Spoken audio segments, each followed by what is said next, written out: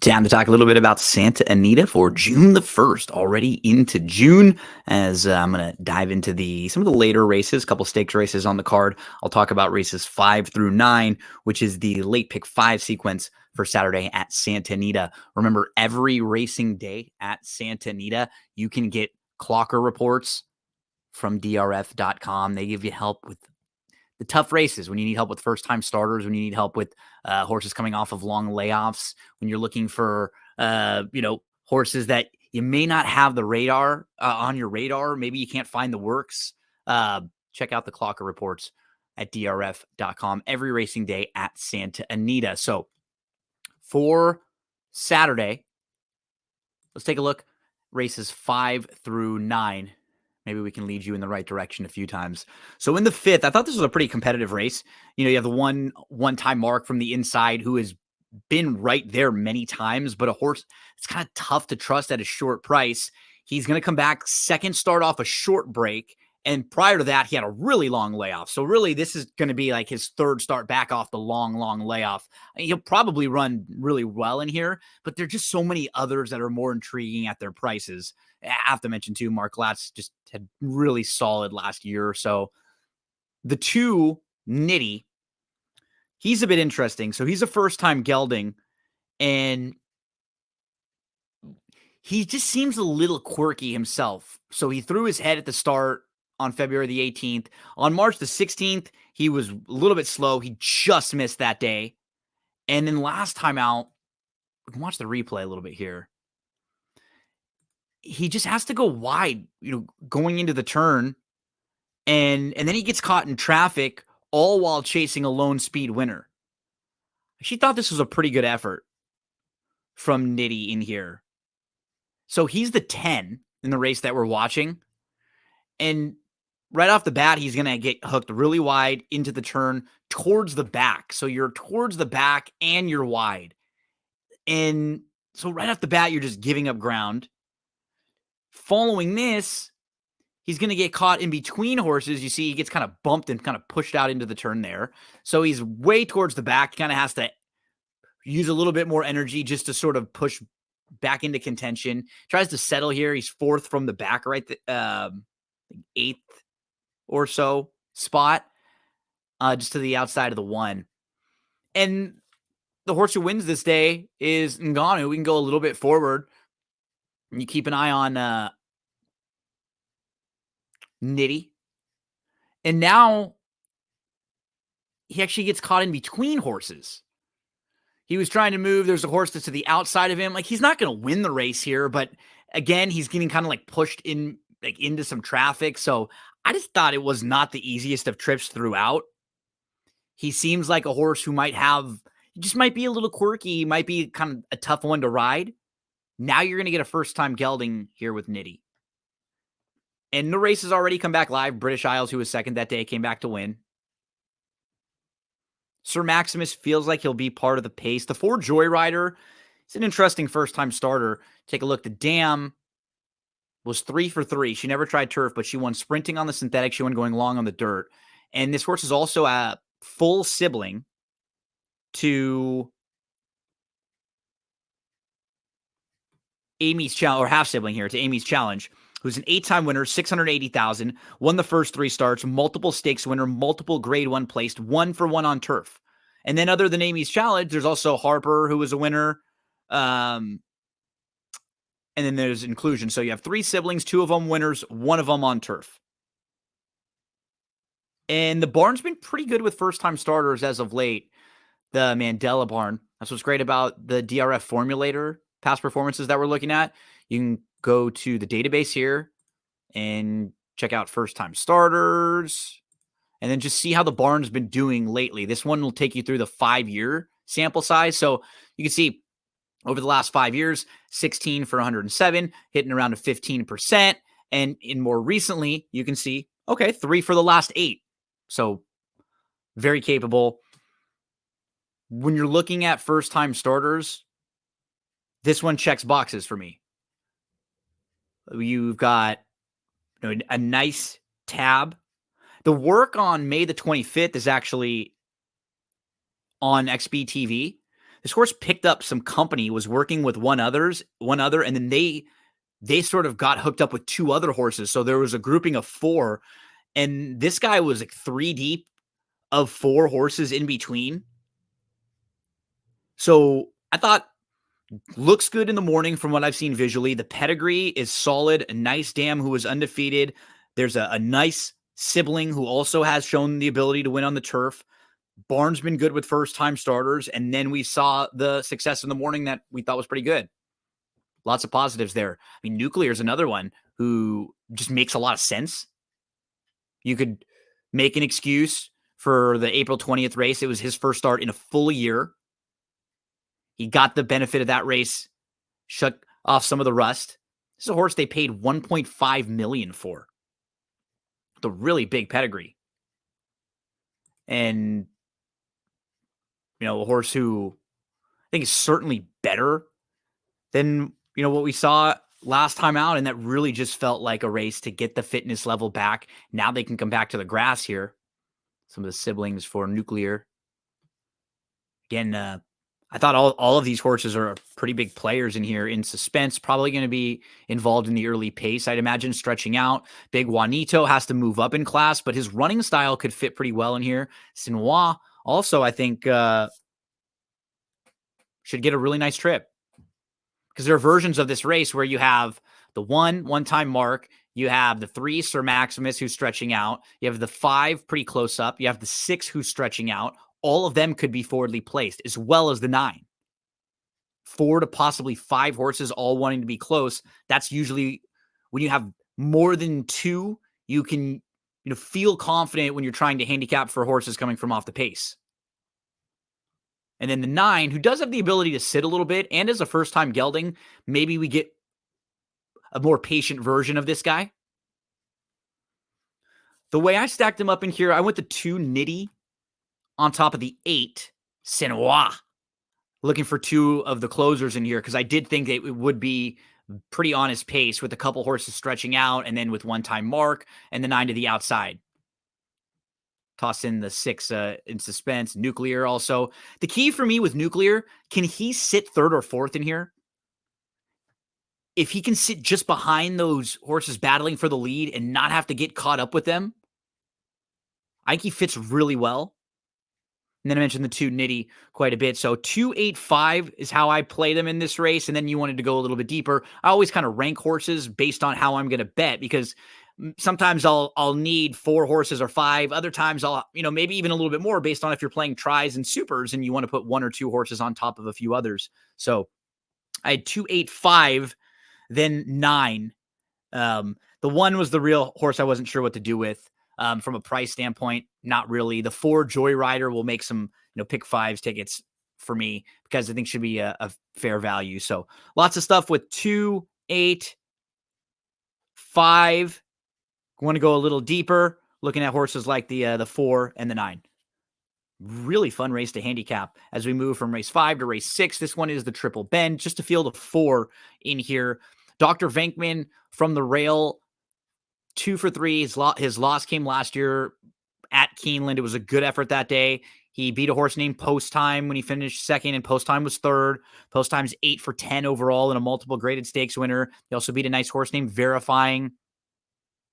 Mark Glatt off the long layoff, off a plus 180-day layoff. He is 36 for his last 173, which puts him at 21% and a $2.06 ROI. So he's been incredible. 21% and a positive ROI on a massive sample size with horses coming off of long layoffs. Dr. Venkman just missed in that start last time out. He gets the rail draw down in here. It's probably between him and Big City Lights, I think, for who gets the lead. I'm not sure if Tahoe Sunrise is quite as fast as those other 2 who are coming out of some sprint races, maybe. But I'm leaning towards the class of Big City Lights in here, who just has some more recency. But Dr. Venkman would be the next horse for me. I think the inside and the outside are just better. Happy Jack was in the Derby a few years back in the Preakness. He comes off of a really good race. It was a career best race. He was behind the Chosen Vron. I got to just see a little bit more from him.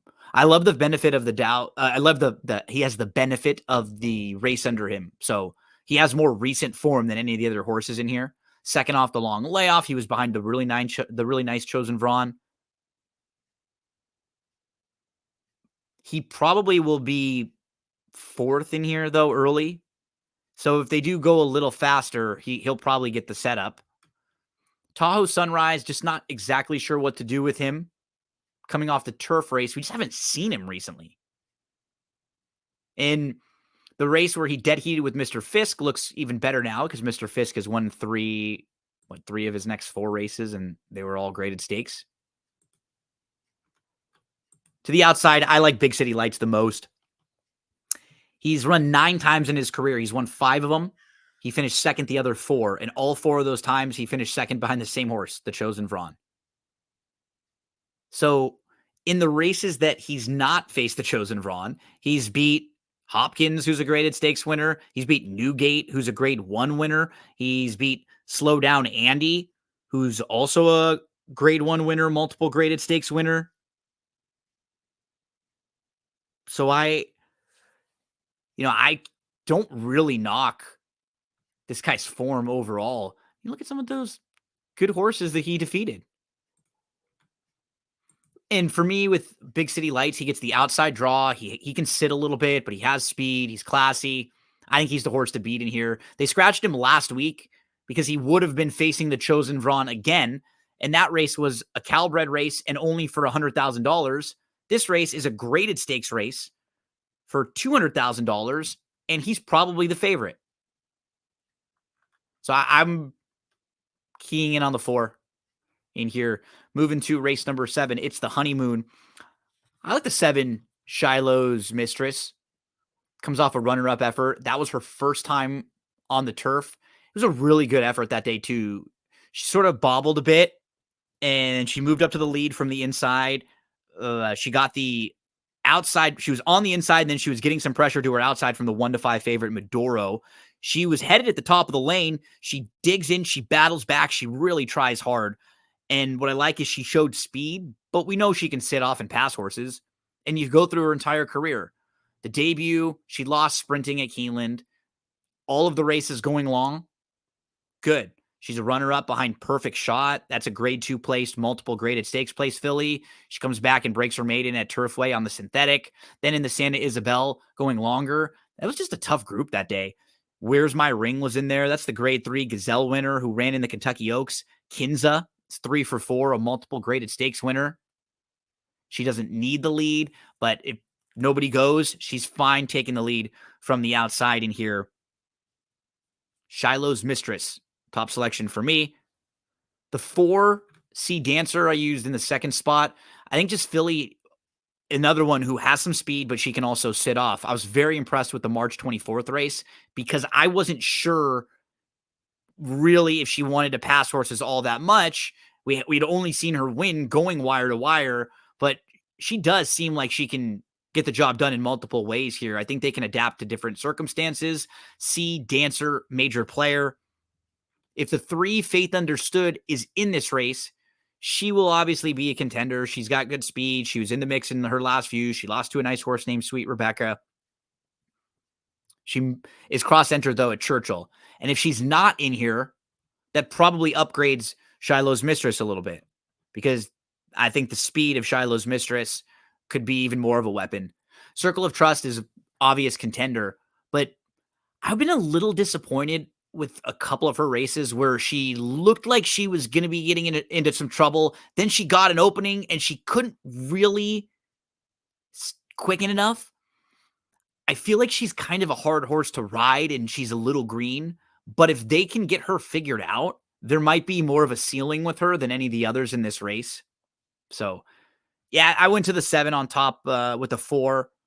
Then the 5, I actually had Circle of Trust in the 3rd spot, then the 3, Faith Understood. That's how I played this race. Nothing too crazy.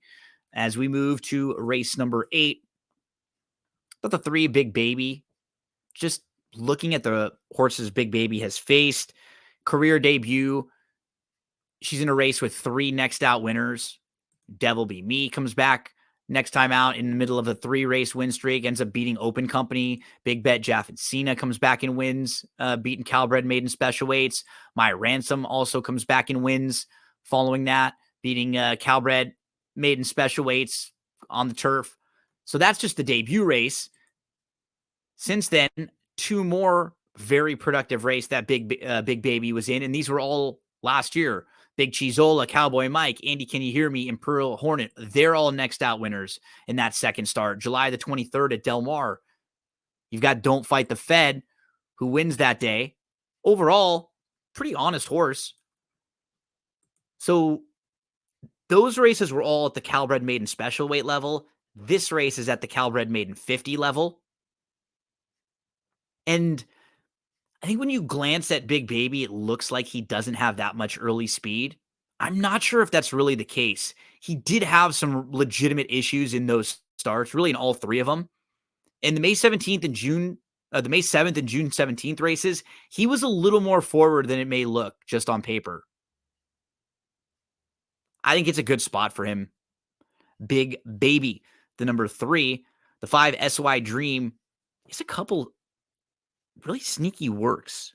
His dam was an Ontario bred stakes winner at Woodbine.